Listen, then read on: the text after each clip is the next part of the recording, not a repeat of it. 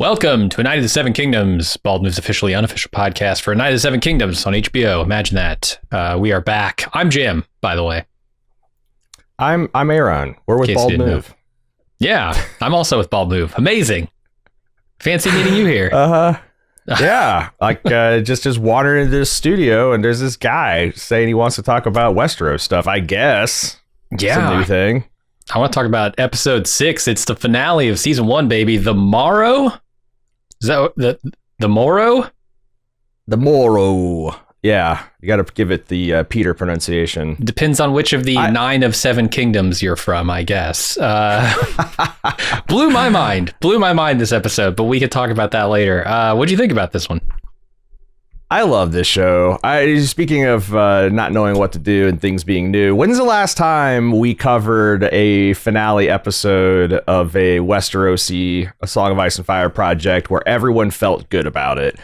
I don't know if everyone's going to feel good about this. I was surprised there's a little bit, at least in our community, a bit of a minor backlash against the flashback because, made everybody wait to get to the meat.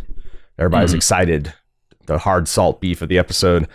But I thought this was great. It continues to be a very confident exploration of the novellas. It has, word for word quotes from some of it. It's elaborated in places that really delighted me. This is the episode because I don't know if non-book readers have kind of cottoned on to every once in a while, especially in the feedback episodes, people have talked about like Maekor seems like not a bad guy. I felt like that had to be inferred from reading the books because up until like this episode, Maekor does seem like at best an absent father who, maybe nurses private grudges and resentments that he's the fourth son or whatever. But you really get a lot more layers to him in this, and the fact that say what you want about him and his parenting style, he does love his sons. Yeah. We saw him go into beast mode when Aerion was threatened with his life, and it took his brother, the best knight in the kingdom, and Lionel to hold him back. And also like Dunk loves his father too, as much as, the beginning of the series, he says, I never really knew my father. I like that moment. And there's a couple other things where like I was honestly joking with my wife. It's like, it'd be really funny if they make it seem like Maekor didn't change his mind and Dunk actually did just steal off again. And like, I'll be damned that 60 seconds later, that's exactly what they, after we got through all the 9 Kingdoms bullshit. Yeah, that's exactly what happened. And I lulled. What did you think? I'm curious of the non-reader. And for people who don't know, we are going to, starting next week, we're going to do a wrap-up podcast where we consider all the extra feedback and some of the other stuff that we've considered. And we're going to start reviewing the differences between the novella and the show. Mm-hmm. I'm not quite sure if we're going to do that in 2 bites or 3 bites. So we'll see how it goes. But yeah, if you're curious to see the differences, maybe some extra kind of character or I'm not just going to say there's going to be things that are going to blow people's away, but things that are explicitly said in the page and how they translated those ideas onto the screen, I think is going to be interesting. Yeah, for sure. You always get more nuance. You always get that inner thought, that monologue that they can have with the characters. It lends so much to like characterizations. Surprise, surprise. Yeah. Yeah, I really love the ending of this episode. I mean, bringing it full circle like that, where, Egg steals away in the night yet again, or this, I guess, in the morning. Yep. Beautiful. I love it. And it makes me actually a little bit worried for Dunk because he's now like, they're on the run and he doesn't even know it, as best I can tell. So he's riding hard away from the Targaryen power, though. So that's true. Probably, and maybe...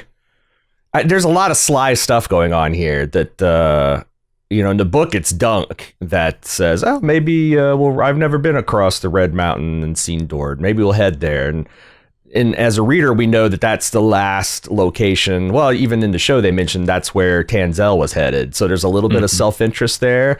And then Dunk kind of knowingly in the book says, oh, yeah, I hear they got great puppet shows down there.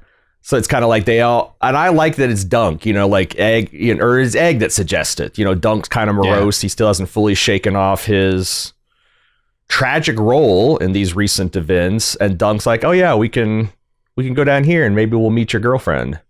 It's great. And Sir Arlen, I was surprised by how emotional I got, like with the Sir Arlen, riding alongside of them and then diverging off into the I guess doing the missing man formation. Have you ever been to an air show, Jim? No. This might surprise people given my rhetoric, but I consider myself a genuine patriot. I do love this country. I love the way we beat up the British and established democracy. I love the way we defeated the South and abolished slavery. I love the way that we took it to the Nazis and Imperial Japan, and there's also some regrettable things, sure, but I do love this country, and I think it's capable of good things, and I would like to see us do good things. So I used to, I still would, but I haven't lately, go to air shows and other kind of things that are American football games, things that are considered patriotic, and they have this one thing where they always do it at some point where they have a flight of 4. And then they're playing taps, and at some point, one of the planes just pulls straight up on the stick and just like goes into the head. And it's called it's to honor all the pilots that have lost their lives in war. And I always thought that's really moving, and it got me in the exact same way when he just kind of peeled left and took off in the thing of wheat. It just, especially now, we're getting to see what a goddamn Chad Sir Arlen might have been. He's got some stories. Apparently, yeah. We don't really get to hear any of them. We hear fragments. But the Penny stuff was moving too. I really like that. So, symbolically, it's it's powerful. I don't know. I like all that. There's still the open question of like, is Dunk a real knight? And I don't know that they're ever going to answer that question. It's almost better if they don't at this point, but I don't know if they can continue to bring it up in later seasons if they're not willing to answer it, because I don't know. It feels right to cap this off with that, but I don't want that to be a constant question with him. Yeah, I think I'm with you. I'm fine debating it. I think it's an interesting historical debate about, and also it's meaningful in terms of, have we discussed, not quite ad nauseum, beginning there, ad indigestion, that it doesn't matter. Like most of the canonical real knights, or the real honorable people in Westeros, were not knights at all. In Martin's fiction. So like Dunk would just be another in the last line. I was surprised that I thought they did deal with this. I thought that Dunk, in his private thoughts, or maybe it was a dream that he was having, asked Sir Arlen, why did you never knight me? Now maybe he was just saying like, why did you wait until like it was too late? Why did you wait until you're on death's door? I guess like there's maybe I didn't take this as a dream. I took this as an actual interaction, a flashback that had no resolution. Really? Wow. Yeah. I mean, maybe I'm wrong about that. I'm just because like, I had and I'm like, I don't think there's anything to contradict that reading, that he could have been thinking back to, a time, but I felt like they were at conspicuously the hill that he buried Sir Arlen at. So I took it as like this was Dunk either having a waking dream or an actual dream, or was just kind of reminiscing. It stands in for, the idea of him sitting underneath his elm tree and thinking about his life and whether it's worth more than a prince and all that kind of stuff. It's like, how do you show someone wrestling with that concept? Yeah, no, also, you could be right. I have multiple interpretations of that, and we can maybe like go over all of them when we get there. But yeah. I don't know, man. I thought it was interesting that the showrunner here, what's his name? Ira Parker. I think he slid in a kind of a boiled wine roasting of George Martin.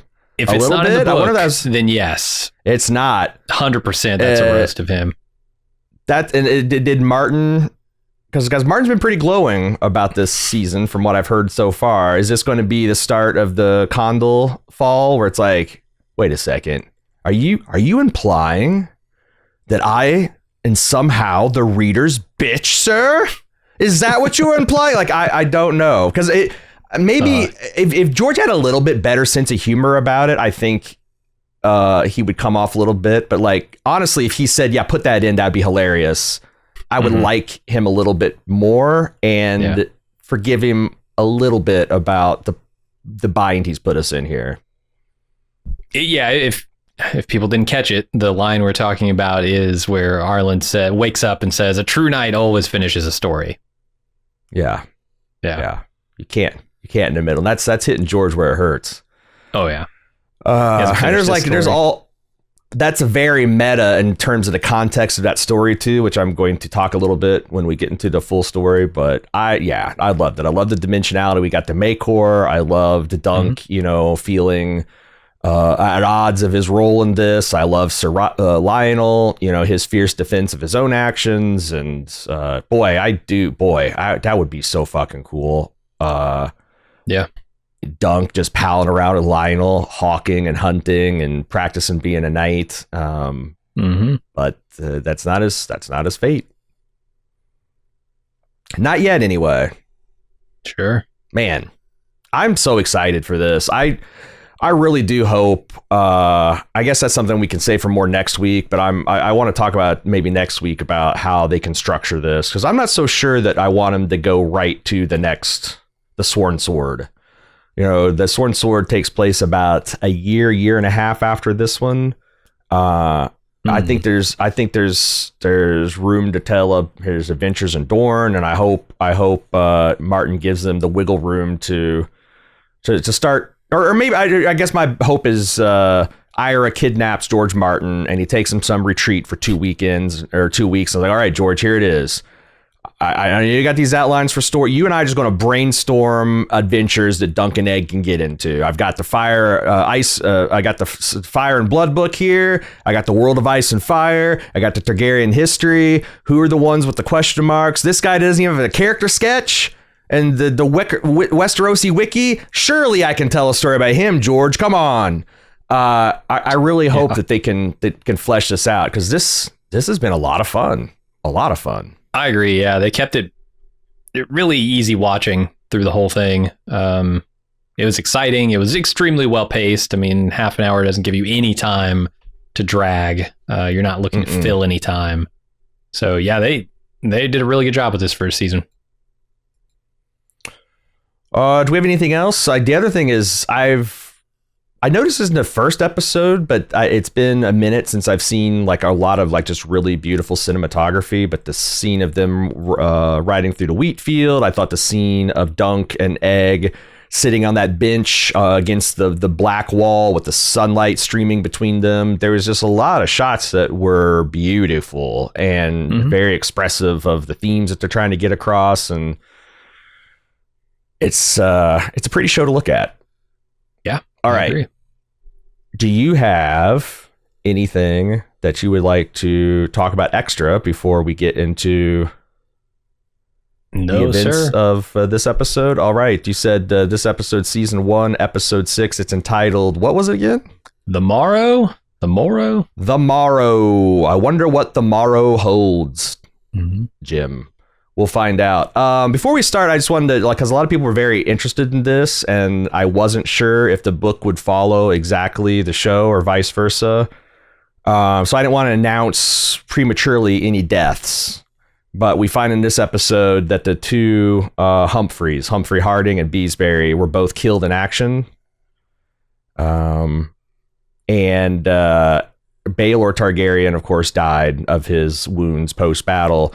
Then the other thing is no one on the other side died. Some people got banged up. One of the Kingsguard had to be carried off the field, but all of Team Arion survived. God damn it. Yep. It's a heavy price to pay for your hand and or foot. Yeah, especially you're paying with your common-born hedge knight hand with the literal hand of the king. I hear it's just for wiping away shit, so maybe it's not that big of a sacrifice. All right, so we join this episode with Lionel, Baratheon and his maester attending to Dunk. Lionel makes Dunk a great offer. Come on down to Storm's Inn and I will love you like a brother and we will do great things together. But first, there's a royal roast to attend. I love Lionel referring to Baelor's funeral as a roast. Because at first I'm like, oh, there's going to be a big after-tourney feast. Yeah. But he's clearly referring to Baelor being consigned to the flames. Yeah, it's the only roast I see in this episode. Is it pathetic to continue your custom of burning your heirs and your nobles and your family if you don't have a dragon to do it with? I mean, that was always the badass thing, right? Mm-hmm.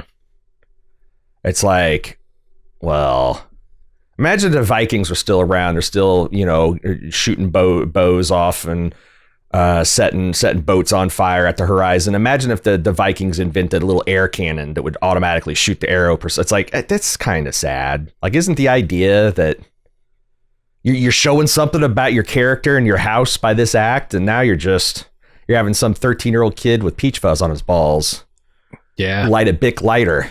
It's definitely a symbol of how far they've fallen, for sure. I wonder. Is there anyone alive who still remembers a proper roast? Well, I mean, Sir Arlen, apparently. I'm not sure if this was just in the book, or did Dunk say this too, that he has memory of the last dragon when he was a child. I don't think that's in the show. I don't know. I don't remember it. Well, it's a nice little detail that we'll be covering in the weeks ahead. But yeah, he's there's a couple people that remember dragons. I imagine Darian. Obviously, I think Darian Darren the King would have remembered dragons. There's still dragon eggs around that from the clutches that I think the Targaryens are kind of ever hopeful that, like, oh man, maybe we can figure out some way to kindle this shit again. But it's again this house going through dumb show. And I felt there's a lot of things in the episode that kind of shows, if you're paying attention from House of the Dragon to Game of Thrones to here to Middle Ground, like serving children are running around tables calling, say, yield, you dragon whore, which is, making light of the House of the Dragon business, and they're playing Blackfire rebellions. And that's shit that just wouldn't even be thinkable before the Dance of the Dragons. And now it's like, it's just a thing. Yeah, there's just a thing that happens. These guys fight and have civil wars, and it all sucks. Just don't do it in front of Arion. Yeah. What do we think of I as much as I love this show, it threw me like a bucking horse when they opened up with some slow jazz. Yeah, this smooth saxophone thing, I don't think it really worked, but it was interesting. And then they ended it with 16 tons. I wonder if they could, because I think this might be fun. If they took this into, what is that, the Heath Ledger, A Knight's Tale? Was that it? A Knight's? Yeah. What if they did come up with, like, especially if they did like medieval kind of versions of some kind of pop hits, some Queen, some stadium rock. I could see that working. Yeah, I will say I can't remember what I thought of it at the time. It might have thrown me, but I do remember that Bear and the Maiden Fair cover and what it sounded like. And I'm like, now I'm kind of digging it. So maybe this will grow on me too if they continue to do it. I will say that I don't think it can be in universe. Like, I don't want to see, like some bard streaming. I want it to be like, it can be soundtrack. Because that doesn't have really anything to do, but like I don't think it would be cool if like all the small folk were in the stadium stomping their heels and chanting "We will rock you." I don't want that. Okay, and I think that the jazzy stuff was weird and that it just didn't fit. Like, I'm not sure, other than maybe absurdity, which is something to show Traffic's in, what they were going for of just a maester and Lionel leering at him, but yeah, now we see kind of why Lionel is so effervescent, because this is his time, man. He does not get out, apparently, from his home much, and it's pretty dull there. And so anytime there's a tournament, he just lets loose. Yeah, Storm's Inn's famously not a great cheery place. We saw it at the end of the dragon stuff, and it's called Storm's End because it's constantly stormy. It's overlooks Shipbreaker Bay, which that's not a good thing. And there's always, and the whole legend about the thing is like Bran the Builder, I think. Or maybe it was the original Storm Lord, like built this castle to just like to fuck you, ocean and wind. I'm not going to say. And the castle kept collapsing, and it's finally Bran the Builder, the guy who made the wall, the guy who made the Winterfell, came down there, and he built one that finally conquered it, and they called it Storm's End. So it's a dreary place, and it's not the type of thing for a guy. And you think about Robert, these outside jovial guys that like to drink and joust and whore. It just doesn't suit him, does it? Nope, not at all. I did like him just absolutely savaging his maester, because what did you get from that interaction? What is this interaction? Struggling to remember. So the maester, like, as Lionel is like talking to this almost comatose Dunk, the maester starts like unwrapping him, and he kind of like is taken aback by the wound, and then he pushes and he calls him a witch. And he smells his finger, and he's like, Lord, this man is dying. These wounds have more. I don't think the maester is lying. I think they're trying to say this is just how fucking tough Dunk is. He's trying to survive some kind of necrotizing bullshit that's gone bad. I guess so. I mean, he's looking fairly healthy by the end of this, like surprisingly healthy given what he's been through. Yeah. His eyes still swollen shut and everything, but he's, crutching around pretty good. He's riding a horse. Yeah. Not so bad. Lionel just continues to have these great lines. Like when the maester starts, he's like, oh, others geld me. Itchy assholes beyond your abilities. Get out of here, witch. And it's like, don't worry about it. Don't worry about you. Don't worry about it. He's a terrible maester. Yeah, don't listen to that old witch or whatever, that black witch. I forget what he calls him. Yeah. And this Baratheon saying that the only good dragon's a bad dragon. That's wild, because, when you probably don't know this, but when Aegon the Conqueror came, one of his staunchest allies was a Baratheon. They were almost, in fact, they called each other brothers. So, and it's the arc of history bending towards Game of Thrones. You can see this, they started as best friends. There's a little estrangement here. Robert, which is Lionel's great grandson, if not great-great-grandson, is going to end their Targaryens. Yeah. A lot of irony built into these stories. I will say to people that are overly concerned with spoilers in this story, in my opinion, the more you know about the universe, the more interesting and fun and rich this particular tale becomes, because it so tangentially pulls on these. Like Forrest Gump, 1,000 years from now, if you showed Forrest Gump an alien, I don't know they would get the fact that Forrest Gump had this charmed life, because from his perspective, things just happen, and how they don't know what the fuck the president is, or Vietnam, or ping pong, or any. So it's like, do you want to go into Forrest Gump from the perspective of an alien that lived 1,000 years hence and doesn't understand all the exceptional things he's doing, or do you want to know, oh yeah, he met with Nixon, and oh my God, the flashlights in the hotel across the street kept him up, and he called in security, and that's the fun part about it. So I wouldn't be too over scared of spoilers, but I'm not you. You have to make those decisions. He's also saying a war's coming. That's interesting. We could do great things together. These are things all invented. These are not in the book at all. Is it foreshadowing Game of Thrones? I don't know. We're still pretty far out from that. So that's for certain. One is that this is supposed to remind, the people that have watched the shows, which I imagine is 95% of the audience, that, Baratheon's kind of looking for a friend maybe here. Yeah. And I also, what do you think was behind Lionel losing his shit at the idea that Baelor had sacrificed his life, had fought for Dunk, and he's like, he fought against 3 Kingsguard, his brother, and his 2 nephews. None of them were really capable of harming him. We put all of our stuff on the line. Even though his brother's literally the one who killed him. Yeah. Yeah, I don't know. I mean, a little bit of jealousy, probably, that he is who he is. I assume Lionel might like a little more power than he has. It's my guess. Might think, 200 years ago, I'd be a fucking Storm King. That's better than being a Storm Lord. Maybe. Or it just feels like he put more on the line. Even though he's not the one who died, he did risk more. Well, let's move on to after Baelor Targaryen's funeral. Dunk approaches his son Valar to offer some words of comfort, but he's rebuffed because why would the gods take a great man like Baelor and leave behind Dunk? What a bad trade. Yeah, I mean, even Dunk thinks so occasionally in this episode. So who knows? I really thought this was poignant. It's delivered really well by the guy playing Valar.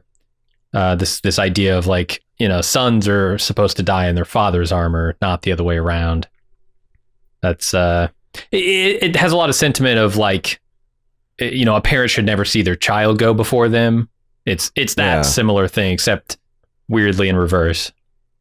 It's very King Theoden.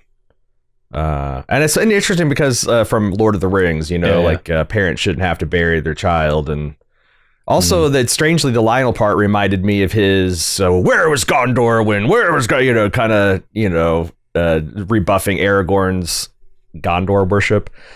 It's pretty great. And I also love the fact that, one of the things that's interesting about Baelor is he's got darker hair because his mother wasn't a Targaryen. And he doesn't look, George is playing with these archetypes. He does not look like the typical upright, shining, purple eye, blonde hair Targaryen prince. And his son has got mostly dark hair, but just kind of like these wild springs of silver sprouting out, which is just like the book. Nice. And in the show, the actor has heterochromia. I think that's the name when you have one brown eye, one blue eye. And they use that to the show. I thought that was great that this kid is you're starting to see, I guess, the sullying of the Targaryen bloodline that began in the House of the Dragons, with all the accusations of bastardry and how much of the blood of the... Yeah. Well, how, and then the question I think you're supposed to ask is how much of the blood of the dragon is actually left? And also, is there anything to the blood of the dragon? Because the greatest one in generations is only half Targaryen. No, it's, I don't know. But yeah, you're right. It's definitely showing that. I like it. What they're trying to get at here is the way that prophecies work in Game of Thrones. Cersei's always worried about the Valonqar choking the life out of her. And, a lot of things that Rhaegar does, stealing a Stark girl and marrying her. A lot of that stuff he was doing in a trying to fulfill prophecy. A lot of the stuff that is going on in House of the Dragon is because of the prophetic burden that Viserys laid on his children. I think it's interesting that a fair reading of this is Dunk, because Darren told him the story about him killing this vast dragon, when he has Aerion at his mercy, instead of just killing him, he drags him over and makes him yield. Now we see in the background that Baelor and Maekor are actively fighting, and there's at least one blow to the back of his head that he takes. And you can see Dunk thinking, well, I'm going to subvert this prophecy. I'm not going to kill a dragon. I'm going to show mercy. But he can't escape. He is the one that essentially chooses what dragon dies, because if he just ran a sword through Aerion and the horn blows 10 seconds early. Sure. Maybe Baelor survives. I imagine people are going to ask, in the background, there's a bunch of Targaryen type people and they're going to wonder who they are. And I don't have any great answers for you, but I think they're suggesting that the old man, imagine a lot of people go, oh, that must be King Daeron II. I don't think so. I don't think the king were there at his son's funeral. There'd only be 2 Kingsguard present. I think the whole Penelope, there'd be 6 because one of them is bedridden. but they'd all be there guarding the king. I think that's supposed to be Lord Penrose, Ronald Penrose, who was the master of coin for King Daeron II. And his wife is Aelena Targaryen, who's one of the oldest Targaryens around. She's kind of she's one of the ones that came. Some of the Targaryens that come through some of the wars. Okay. And a fun detail about her is that everyone thought her husband was the Lord or the Master of Coin, but it was actually Aelena the whole time. That this guy was an idiot and she was a true brains behind the position. Someone that Daeron trusted implicitly. And then standing behind Valar, you can see this gal with pink hair. And I think that's his wife, Kiera of Tyrosh. You know, the Tyroshi can be a little flamboyant in their hair and their dress. And I think that's what they're trying to hint at there. But and everybody else, I fucking have no clue. Attainers, attendees, whatever. Anything else, or should we move on to the Green Apple Fossilways? Yeah, let's do it. Raymond Fossaway is still solidly on Team Dunk, even if it seems no one else is. He reveals he's adopted a green apple as a sigil, and then reveals one of Dondarrion's women, previously known only as Red. Her name's Rowan, and she's going to be his new wife. And guess what? She's already with child. This guy's got the super seed. One lay is all it takes, and she's got it with a male child, and this is going to found the new house of the new cadet branch of the Fossaways, the New Barrels, they call themselves, House New Barrel. And House New Barrel. Oh boy. This scene is great because he's like, what are you going to do? And he's like, I paint, it's better to be a green apple than a wormy red one. And my father's always been wanting to expand the cider business and find build a place to build new barrels. And his keep is the keep that he eventually founds is literally called New Barrel. So yeah, he expands the Fossaway cider business and starts his own house. Sounds awesome, man. Go out there, make an orchard. I was really happy that Sweetfoot gets to go off to an apple orchard. That's amazing. Amazing for a horse. I think it's funny. The sex worker is called Red. She's called Rowan in this episode. That's her real name. This actress's name is Rowan Robinson. Which she could be a daughter of Christina Hendricks, as far as I can tell. She's something else. Yeah, I was wondering who she is, because you see her last episode. At least I think that's her. You see her last episode in the box seats with all of the Ashford crew, and she's the one who stands up and yells for probably Raymond. Yeah. Now that we know what goes on afterward, but also Dunk. She was the two, or I guess three sex workers that were with Lord Dondarrion, and he was trying to make the whole world red. And Dunk kind of shamed him when he's like, "Why are you making fun of me?" And they all felt bad, and I think from that point on, they kind of had a soft spot for Dunk, and I think she was actively cheering for Dunk. Yeah, I forgot about that. But yeah, Raymond is just slow. He doesn't understand how bees work. He doesn't understand how the birds and the bees work. And Rowan here is a very shrewd, lower class lady looking to move up. Mm-hmm. And that's the other thing is like, man, Raymond is a true G. He fights for Dunk just essentially because he's outraged that his cousin is a shitbird.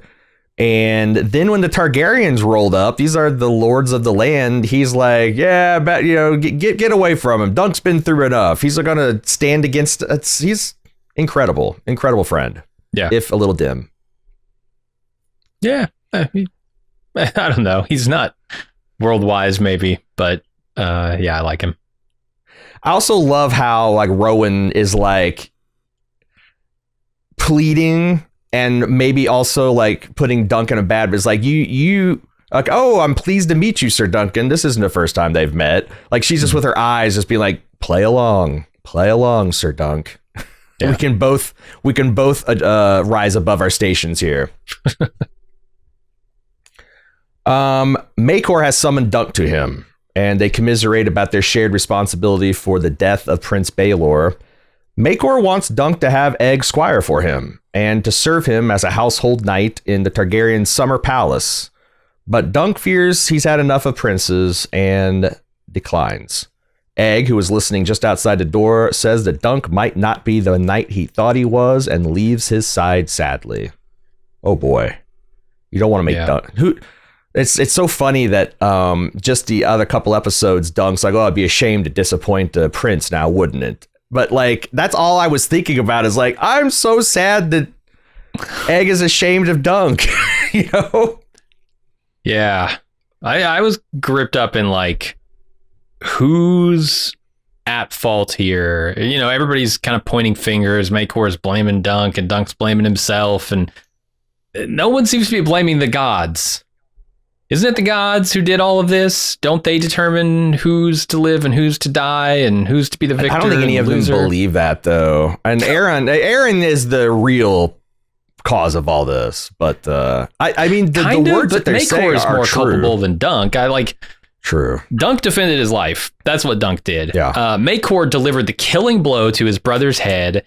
He also didn't even try, as best I can tell, to really talk Arion out of essentially pressing charges here. Like, we don't know. He did drag him off and was probably, but like, there's nothing he can. Well, yeah, he could. What does Dunk always say to Egg that he's going to do to his ear? Cloud his ear. Yeah, he could have clouded his ear. You know, get that kid in line. As a father, he's got to have some sway on his child's decisions, right? I do wonder what would happen if he just like, look, you take him aside. We're not leaving this. The only way you're leaving this room is, number one, if you go out there and recant your charges or agree to a 1v1, or you go out there without your balls. Because I got 3 other pair. Okay. And I'm the 4th pair of my fathers. So it don't even fucking matter. I'll just make another one just like you, boy. I'll give Egg the honors. Yeah, I can't wait to get to that part too, because I want to talk about it. But yeah, this is this is an offer that would be scorned. Like, in fact, Egg made fun of it when he's like, oh, perhaps I'll serve I'll be, serve the Targaryens. Like, oh, you're going to a hedge knight serving for the House of the Dragon. And that's exactly what Maycor is proposing here, because he does see something wrong. You know, I've had 4 tries at this. He's got one son that's a drunk, shiftless loser. He's got one son that's a cruel, heartless monster.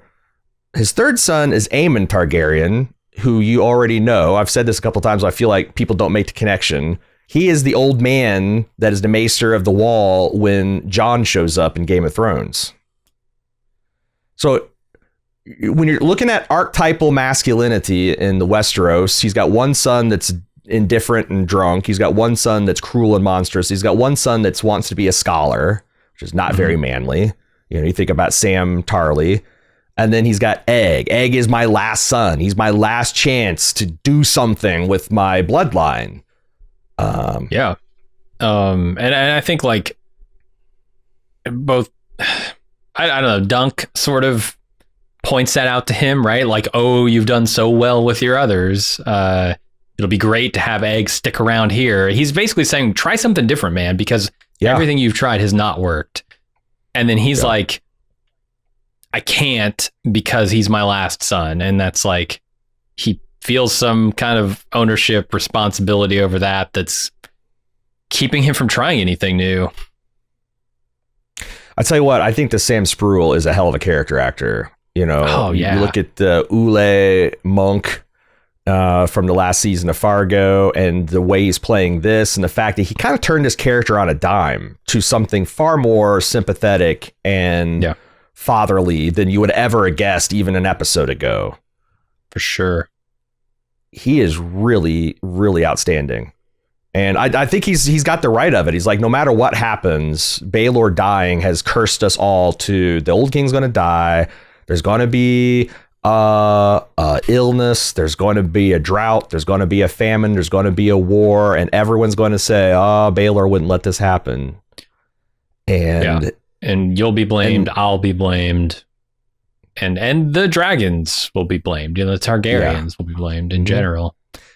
And the fact that he's truly sad that he didn't intend his brother. This wasn't jealousy. He didn't want to kill his brother. I think if you look, we discussed this in the last feedback episode. I really think that he was if you look at that battle, and I've done that a lot since the episode, and look at everything, kind of what I said in the instant take or the instant talk is like, look on the subsequent watches, watch everything but Dunk and Aerion, and they really tell this really complete story of what all the action happens around. And it seems like that, Baelor took that blow to the head when Maekor was desperately trying to 2v1 guys were way out of his weight class to desperately get to his son's side to keep Dunk from what he thought was going to happen, which is he's going to kill him.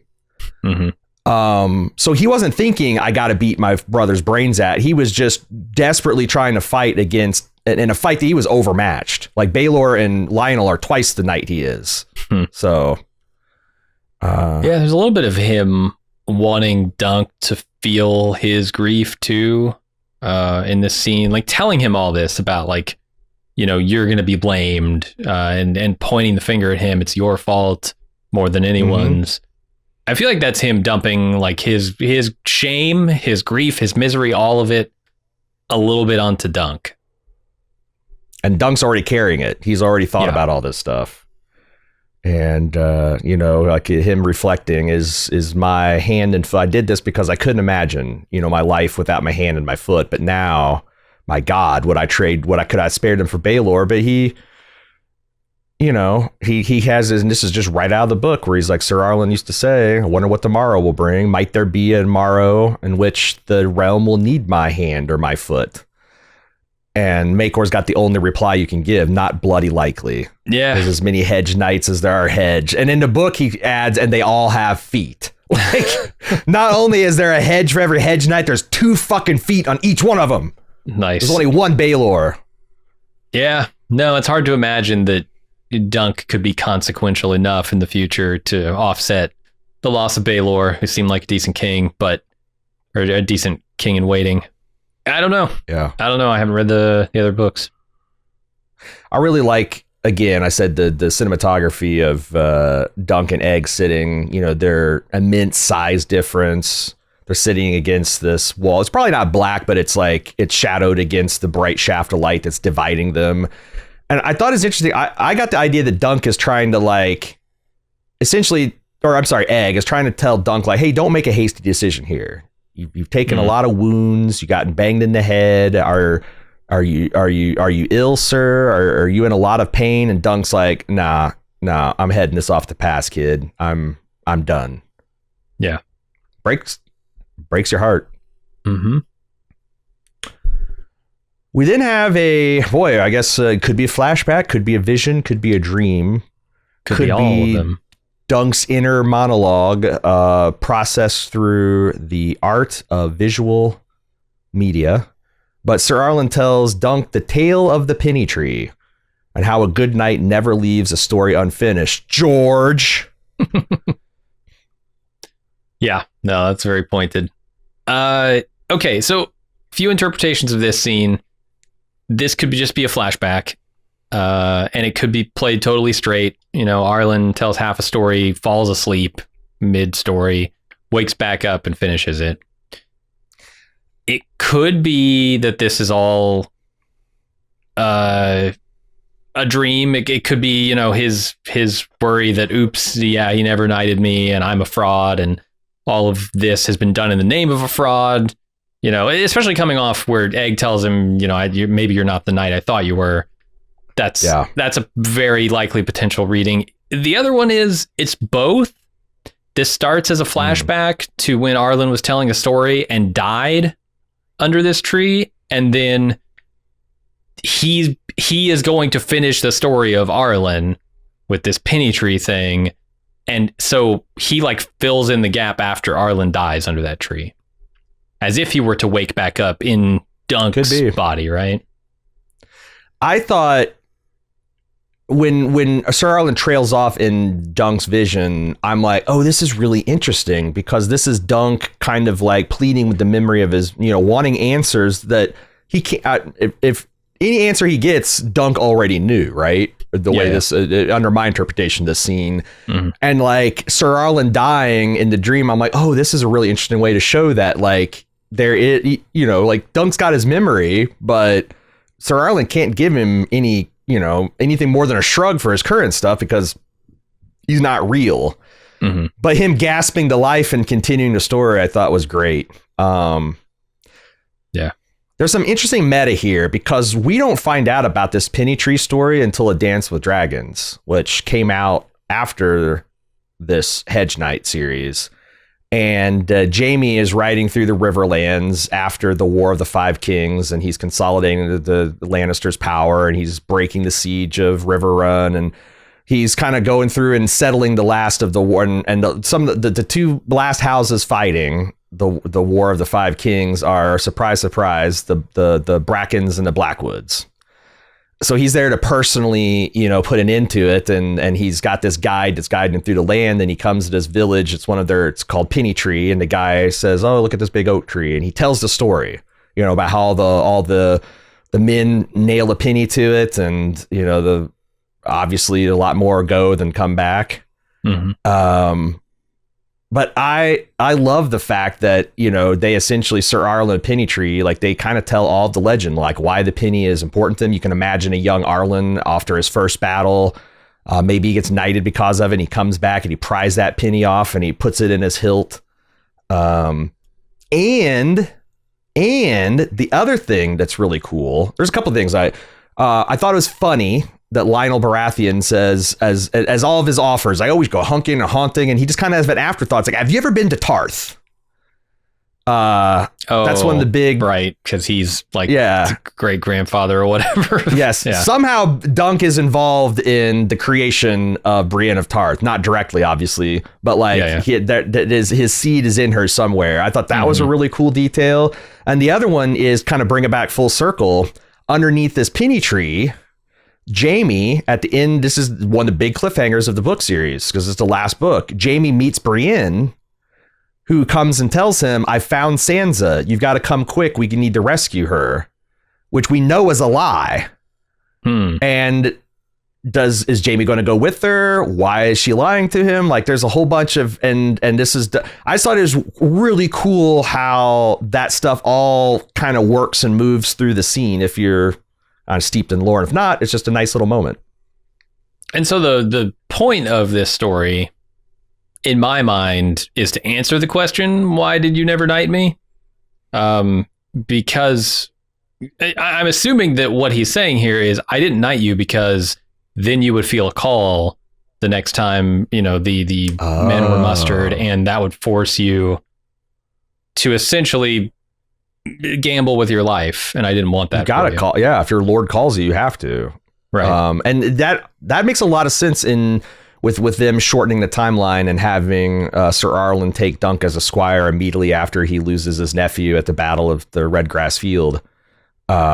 It would make sense for him to be like, I don't want to knight this boy. If I do, my God, I'm gonna get him stuck in the same bullshit loop that I've been in since I was a lad. Could be.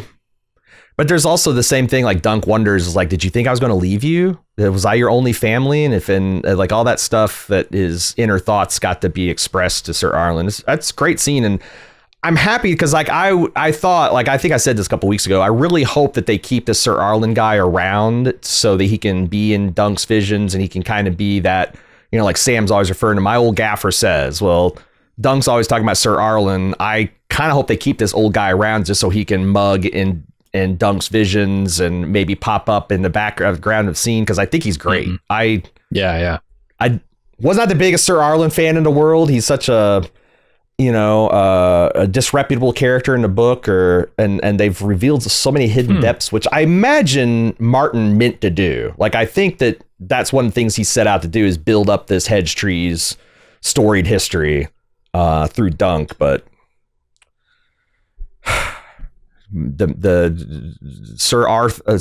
Arthur Sir too old to sit a typewriter hasn't written anything new in like 15 years.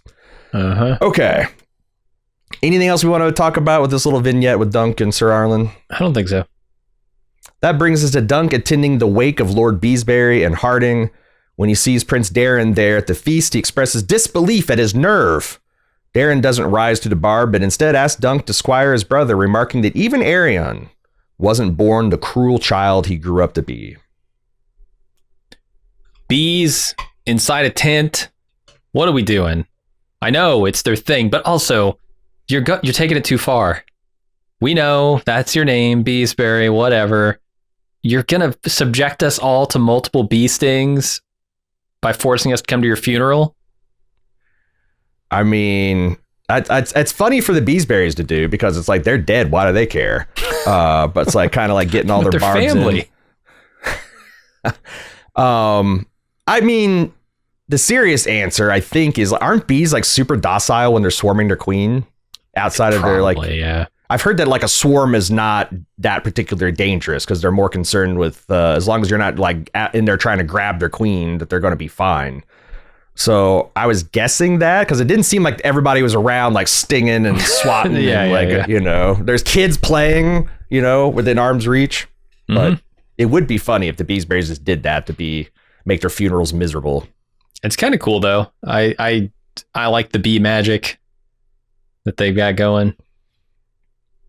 Yeah, and Rowan with the my poor soft-headed warrior. You know, you think there's bee magic. It's like it's a good thing he's this dumb, Rowan, because he would have, you know, when this baby pops out 5 to 6 months later, it's going to be good that he doesn't pay too much attention to life cycles and how it works, right?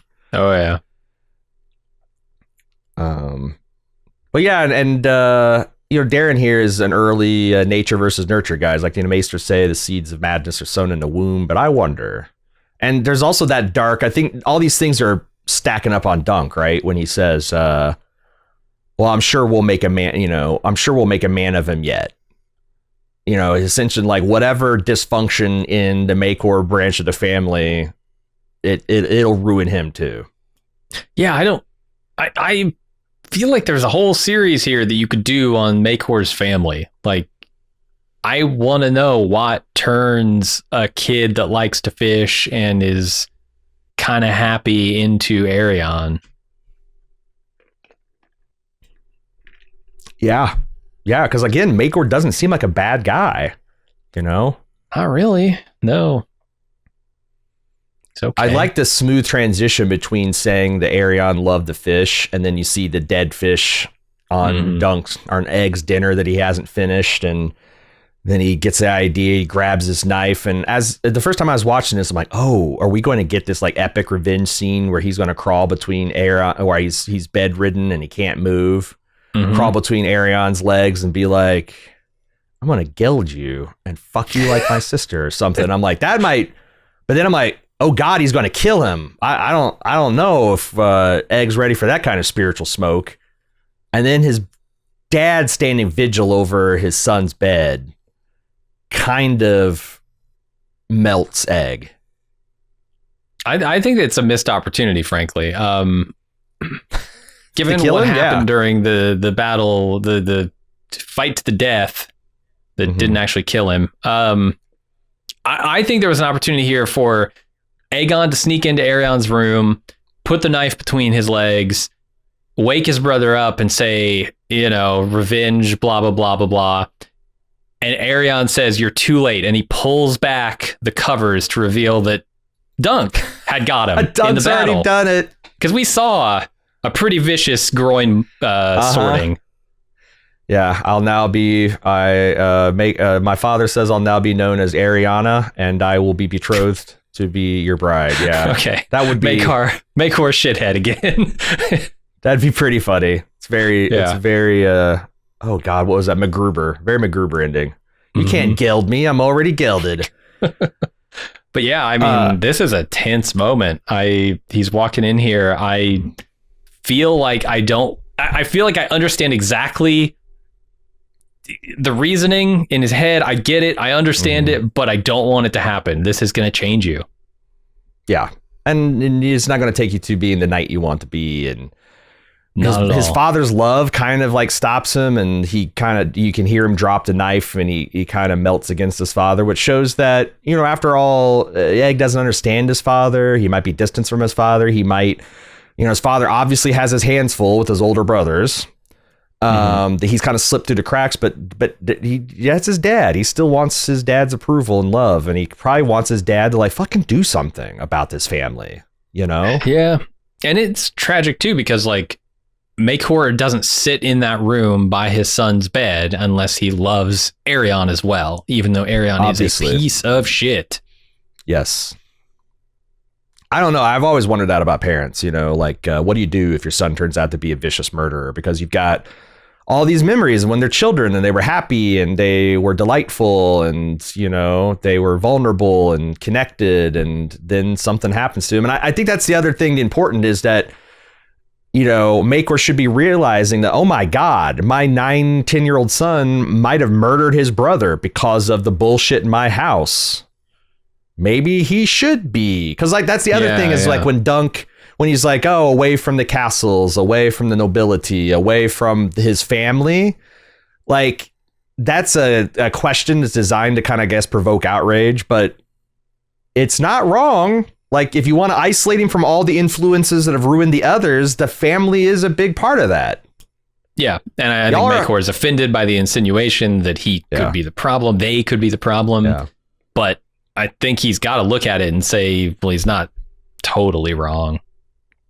Yeah. He's maybe not ready to hear it, but yeah, for sure. So we talked about Aegon and his brother, but after this, Dunk requests an audience with Maycor, and he makes him a counteroffer. I'll squire Egg, but as a hedge knight, recognizing that maybe what went wrong with Maycor's other boys is too much royal prince bullshit. Maycor is mildly outraged and dismisses Dunk's offer. Little does he know he's already eaten the hard salt beef. You're too late. Yeah. And this is exactly how it happens in the book. I will say that there's no indication that Maycor didn't change his mind. Like there's no indication that Egg has done a switcheroo. There's no scene of Maycor being like, where the fuck did he go? And it's happening again. So I'm hoping they don't go on to the Sword. I want an adventure in between. I want to see them in Dorne. I want them to deal with maybe Maycor's trying to get him back, and they kind of push the ultimate decision off. I can already think of some ideas. Like I said, get George. Tell him you're going to give him some kind of award, and then when he shows up there, it's like Joe Pesci and Goodfellas. It's like he comes into the basement, and then like guys just tackle him and tie him to a chair, and then you see Iris sitting there with like World of Ice and Fire, Fire and Blood, monitor showing all the open Wikipedia pages. Like, all right, George, we're gonna figure this fucking shit out. What did Dunk and Egg do in Dorne?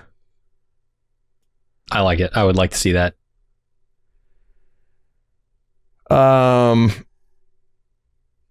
Yeah, I mean, I don't know if there's anything more to say about the scene that we kind of haven't already covered. Sam Spruill's awesome. I like that he's just a little bit, he's not. It's not like he's turned at 180. He's a little bit of a dick here. He's like, be quick. I just interrupted my son from killing him. Who knows what he'll do if I leave him for 5 minutes? Make it quick. I gotta get out of here. Yeah, there's also a question of how much Maycor knows about what Arion's been doing to Egg. That's a good question. Part of why Dunk says this is not just like, I think you're a bad father, Maycor. It's also, you got a nasty brother. And if he doesn't know the extent of that, I could see why he takes this as more of a personal jab instead of like, I want to get him out of a dangerous situation.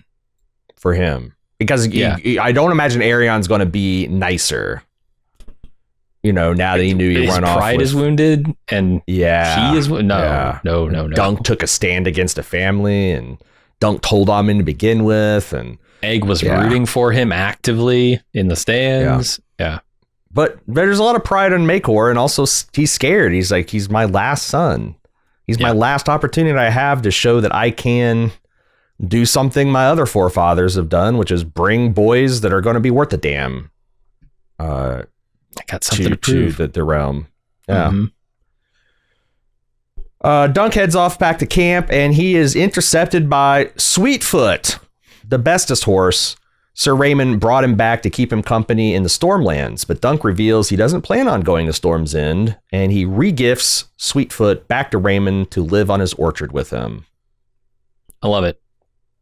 It's perfect. I take it this was Sir Arlen's favorite horse. It's the one he rode, yeah. Okay. Then this makes perfect Arlen had sense. Sweetfoot, Dunk has Chestnut, and then Thunder wasn't rid. But now I guess he's going to ride Thunder and Dunk's going to ride. I feel like they still could have maybe taken it easy because like Thunder's going to go from being the pampered, champion horse to like having Dunk's big ass sitting on him every day. Oof. That's a lot of salt beef slamming into your back every day, mile after mile. Hard salt beef. But yeah, talk about the green because that's this is beginning of the green apple fossil ways of New Barrel. And also I also like the fact that like Dunk is clearly he's got some misgivings about this, but the second Raymond whips out this apple and shares it with Sweetfoot, he's like, yeah, I made the right call.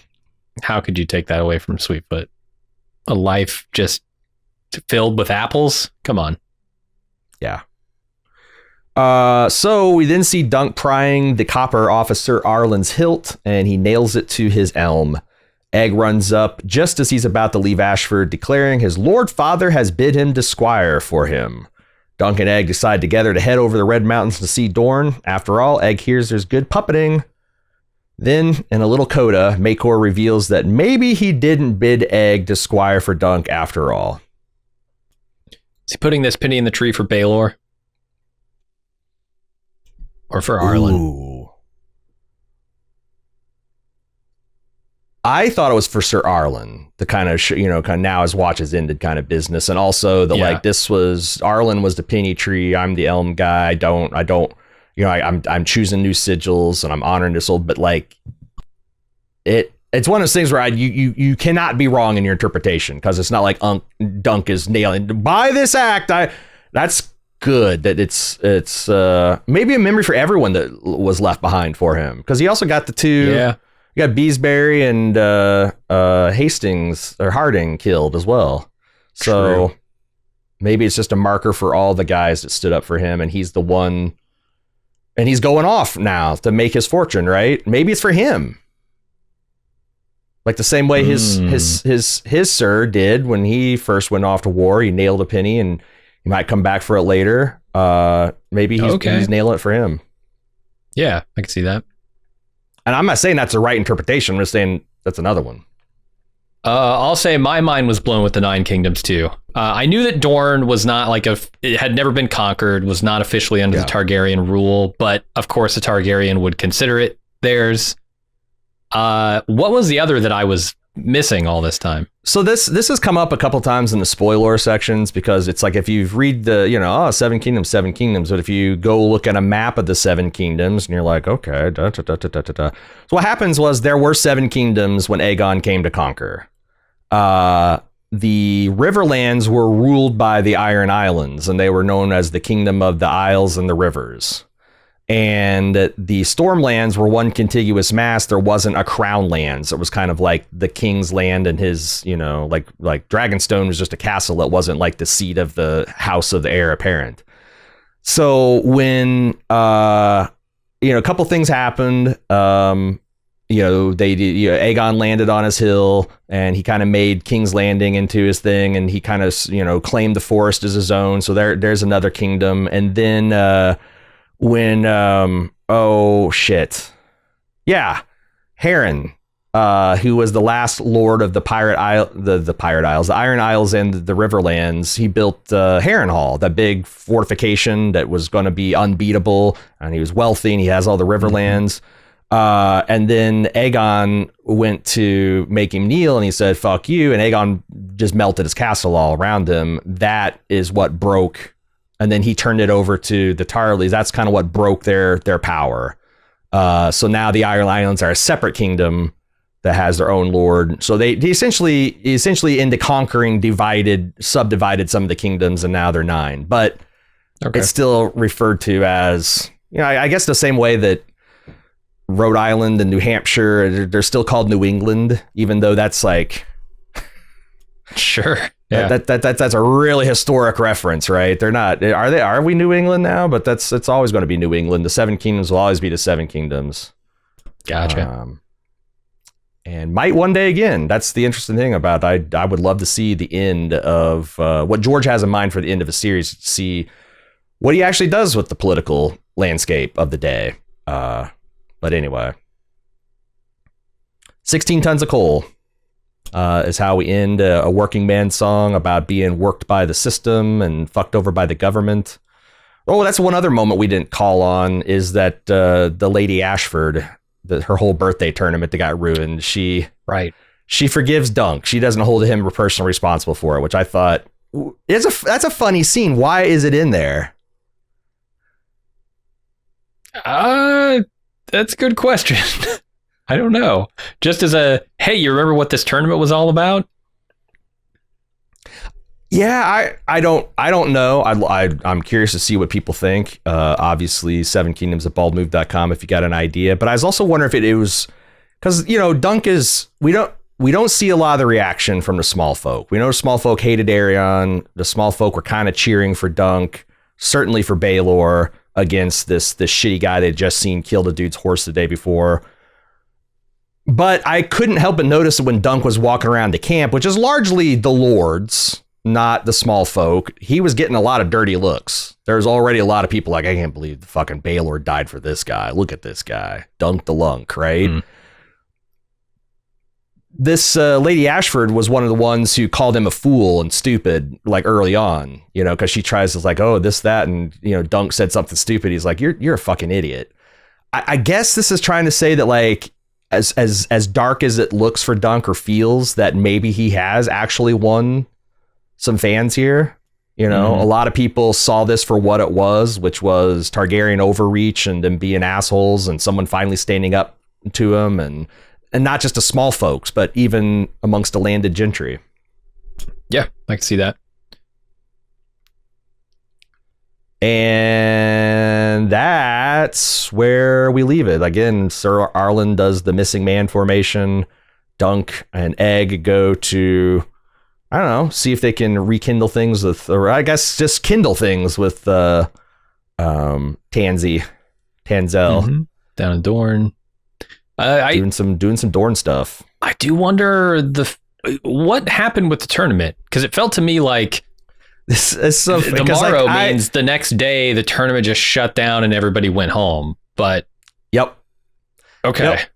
That's what's so funny is like every time at the end of the episode, because I was like thinking about, you'd always bring it back to, but what's going to happen to the tourney? It's just going to, and I was just like kind of laughing because like, I mean, I don't know what would happen if like you were at the Super Bowl, for example, like sometimes presidents show up there, dignitaries. If like the president of the United States got assassinated at a Super Bowl, would they still play the Super Bowl that night, that day? Probably not. I wouldn't think. I mean, I saw a World Series game get canceled because of an earthquake once. I feel like that's this is such a seismic event and such a pall cast over the proceedings. And also, how would you, so many champions are now wounded or off the battlefield. Everything would be an anticlimax after you had the first fucking battle royale of 100 years where a prince of the realm got killed and Prince fought against Prince. And so it's like, yeah, I think everybody's just like, you know what? It is interesting though, because I think it is fun to think about Ashford being a broken realm now. Like they had this scheme, they had this one plan, and it was thwarted by the same guy that was going to be their savior. And now the Ashford's just going to go bankrupt. Yeah. I don't know what happens when a lord goes bankrupt. Do they just have to like marry off their daughters and live off of whoever if they they can do the sworn swords, we will actually get an example of a lord who has fallen on bad times and still has his lands and his titles. But I imagine it's a lot that, like if you've seen Downton Abbey, that was a big concern for these lords that are, losing their station. And it's like, well, we got these vast holdings and we got this nobility, but my God, how are we going to pay to keep up? Because the money is not being made in the fields and the lands anymore. They're getting made in the skyscrapers in London, right? Yeah. So I think there's a little bit of that they try to marry into wealth to get back on their feet. They try to find someone that's got like a merchant class person that's got a shit ton of money, but no lands or titles, and they try to marry them and live off of it. They reduce their staff. They get taken over by rival lords. They feel bad about their hard times and they rebel, and then the Lord Paramount give someone else to their house as a boon. But nothing good comes from a broke lord that can't keep up his castle. Yeah. So little signs of that, like the North is not rich. Winterfell is in partial ruins. I think they pointed this out in a series, but certainly in a book, like one of their towers that had a fire long ago is actively crumbling, and some of the other outbuildings are, it happens. Not everybody's rich as a Lannister. Yeah. All right. Do you have any thoughts about the lore? I've got Maester Anthony engaged. For our feedback episode, we'll be considering all the spoiler material from last week as well as this week, and I'm excited to talk about potentials. I know we said beginning of the season where we thought we were going with this, and I want to kind of check in with him, and we'll also have plenty of feedback just on the show, spoiler free, to consider with our friend Jim here. But Seven Kingdoms at baldmove.com is where you want to send that. Hope you guys have enjoyed the last few weeks of live shows, live instant shows we've done after the episode. If you want to get into special features like that and ad-free feeds and join our awesome community, go to support.baldmove.com to find out how you can be a Club Bald Move member and get access to all those features. And keep me and Jim our nose to the podcast grinding stones against microphone. I've completely lost the point. Terrible. 15 years in, still suck at these outros, especially at the end of the season. Come back next week. We will have not just the feedback wrap up, but we will also have the first consideration of the Duncan Egg Tales, the Hedge Knight. We're going to be considering that novella. Again, I don't know how many bites we're going to take of it, but we'll see. And I think it's going to be a lot of fun. It's going to be a good way to afterglow with this. Again, it feels so good. I haven't felt like this way since like late season 1 of House of the Dragon, where it's like, God, everybody's back and feeling Westeros again. We will see you in the feedback show and the wrap ups to come. Thank you for listening, and we'll see you next week.